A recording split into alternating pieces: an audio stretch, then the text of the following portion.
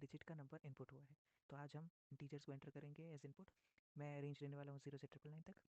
आप लोग जैसा रेंज चाहें वैसा ले सकते हैं, बस प्रोग्राम को सीख के उसको एडिट कर देना उस हिसाब से। तो हम कंडीशंस का यूज़ करेंगे। तो आइए शुरू करते हैं प्रोग्राम को। सबसे पहले लिखते हैं नम इक्वल्स टू इंट, क्योंकि हम इंटीजर वैल्यू लेने वाले हैं, और इनपुट जो हमें बाहर से चाहिए तो उसे डिफाइन करना होगा। फिर हमने स्ट्रिंग्स ओपन की, एंटर द नंबर, ठीक है। अब यूज़र को ये भी मालूम होना चाहिए कि जो नंबर हम लेने वाले हैं वो 0 से 999 के बीच में होना चाहिए। मैं ये रेंज ले रहा हूँ, जिसको जो रेंज लेनी है वो ले सकता है, ताकि प्रोग्राम उसका वैसा बना रहे। और ये मैं पहले स्ट्रिंग्स को क्लोज करूँगा, पहले ब्रैकेट क्लोज, ठीक है। एक ब्रैकेट क्लोज करने के बाद सेमी कॉलन, ये वो आउटपुट में अच्छा दिखेगा। और उसके बाद स्ट्रिंग्स क्लोज होने के बाद ये मेरा हो गया। फिर आते हैं नेक्स्ट लाइन पे। नेक्स्ट लाइन में हम लिखेंगे if num is less than 0। तो अब हम कंडीशंस डाल रहे हैं, तो लेस देन 0, इसका ये मतलब होगा कि अगर नंबर लेस देन 0 है तो ऑब्वियसली बात है, लेस देन 0 है तो वो हमारे रेंज से बाहर है, तो वो डिफाइन नहीं होगा। तो हम क्या करेंगे, प्रिंट आउटपुट करेंगे, जो प्रिंट आउटपुट। तो हम प्रिंट क्या करेंगे, स्टेटमेंट हमारी इनवैलिड एंट्री। उसके बाद हम आते हैं फिर नीचे। अच्छा, एक इफ हो गया, अगर हमारा नंबर लेस देन 0 है। अगर हमारा नंबर लेस देन 10 है तो अब हम यूज़ करेंगे एल। तो इफ़ और एल्स, हो सकता है आपने सुना नहीं सुना, मैं बता देता हूँ। इफ़ और एल्स दोनों के दोनों कंडीशनल स्टेटमेंट्स होते हैं, और उसी का एक और पार्ट होता है इफ़ और एलिफ, जब हमें बहुत सारी कंडीशन चेक करनी होती है एक के बाद एक। तो हमने पहली कंडीशन चेक की, नंबर इज़ लेस देन 0। अब मैं नेक्स्ट कंडीशन चेक कर रहा हूँ, if number elif number is less then 10। तो नंबर लेस देन 10 का मतलब क्या होता है, अगर नंबर लेस देन 10 है तो ऑब्वियस सी बात है वो हमारे सिंगल डिजिट नंबर होगा। तो हम क्या करेंगे, प्रिंट करेंगे, प्रिंट, सॉरी, ब्रैकेट अभी ओपन करना, पहले प्रिंट का वो देना होगा कमांड, फिर स्ट्रिंग्स ओपन, सिंगल डिजिट, ठीक है, एंटर। उसके बाद ये हो गया मेरा ब्रैकेट क्लोज है, ठीक, नीचे आएंगे। अभी मेरे को ये हो गया मेरे 1 डिजिट सिंगल डिजिट वालों का। फिर मैं एक और दूंगा एलिफ। अब नंबर मेरा हो सकता है लेस देन, सिंगल डिजिट हो गया, अब 2 डिजिट वाले होंगे। तो 2 डिजिट के लिए क्या होगा, लेस देन 100, ठीक है। लेस देन 100 नंबर, मैं प्रिंट क्या करूँगा, प्रिंट 2 डिजिट नंबर।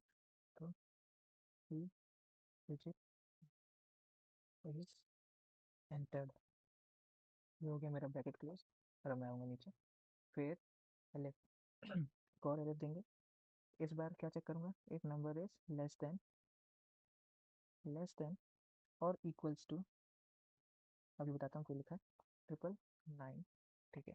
तो सबसे पहली स्टेटमेंट हमने चेक किया, नंबर इज लेस देन 0, तो इनवैलिड एंट्री होगी, क्योंकि हम नेगेटिव इंटीजर नहीं ले रहे, हमने रेंज लिया है 0 से 999 तक।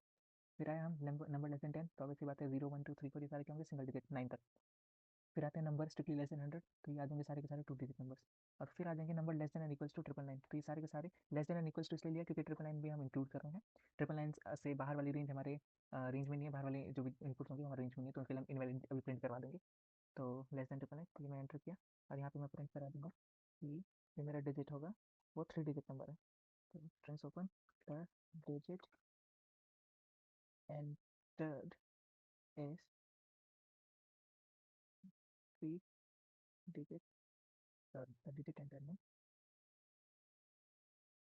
3 digit number is entered, number is, space bracket, number is entered. तो बता देते हैं, ये हो गया पूरा। अभी मैंने क्या नीचे एंटर कर दिया, ट्रैफिक लुक करने लगता हूँ आउटपुट, फिर हम लोग नीचे मेरे सारे नंबर चेक कर लिए। अब लास्ट स्टेटमेंट आती है मेरी एल्स के बाद एल्स, जिससे हम स्टेटमेंट क्लोज करते हैं। एल्स में हम डालेंगे अगर इसके अलावा आप कोई भी नंबर डालो तो हमारा रेंज के बाहर है, वैसे बात है, रेंज के बाहर है तो हम क्या प्रिंट कराएंगे, इनवैलिड एंट्री, स्ट्रिंग्स ओपन,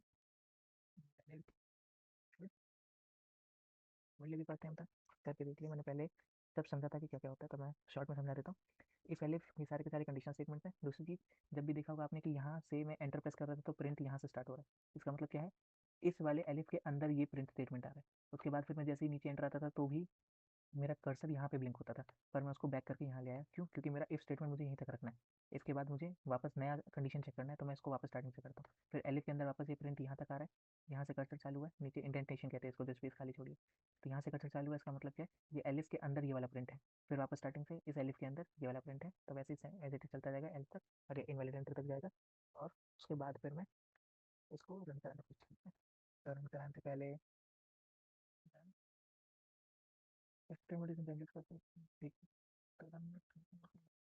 तो रन करा के देखते हैं। ये मैंने किया रन, इसका नाम डाल देता हूँ पाइथन 1, तो हमारी ऑलरेडी चुकी।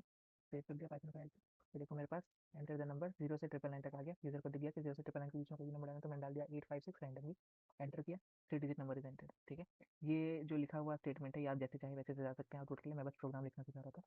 फिर से मैं इसको रन कराता हूँ, और कोई भी डिजिट डाला मैंने 45, ठीक है। तो ये मेरा आ गया 2 डिजिट नंबर। अब मैं कोई इनवैलिड स्टेटमेंट डाल के देखता हूँ।